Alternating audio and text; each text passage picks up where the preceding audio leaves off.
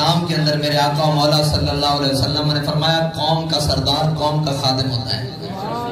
قوم کا سردار قوم کا خادم ہوتا ہے، اور خدمت کا وقت سب سے بہترین وہ ہوتا ہے جب قوم مشکل میں ہو اور غم میں ہو یا اس کے اوپر کوئی آفت ہو۔ وہ کیسے سردار ہیں جو آج تک اپنی قوم کی خبر ہی نہیں لینے آئے؟ اس سردار کو کیا کرنا، اس قوم کے وڈیرے کو کیا کرنا، اس قوم کے حاکم کو کیا کرنا، اس جناب ملک کے حاکم کو کیا کرنا جسے اپنی قوم کا احساس نہ ہو۔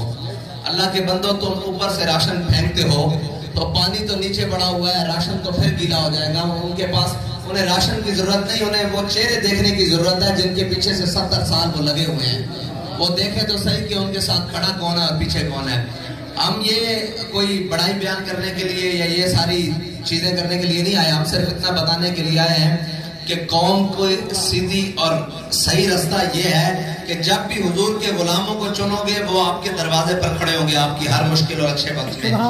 اور جب آپ ان لوگوں کا انتخاب کرو گے جنہوں نے آپ کو 70 سال سے لوٹا ہے، تو جب انہیں آپ کی ضرورت ہوگی تو وہ آپ کو اپنے ڈیروں پر بلا لیں گے اور اپنے جناب اس کے اوپر چھپروں کے نیچے بلا لیں گے، لیکن جب آپ کی انہیں ضرورت ہوگی تو وہ لندن میں جا کر بیٹھ جائیں گے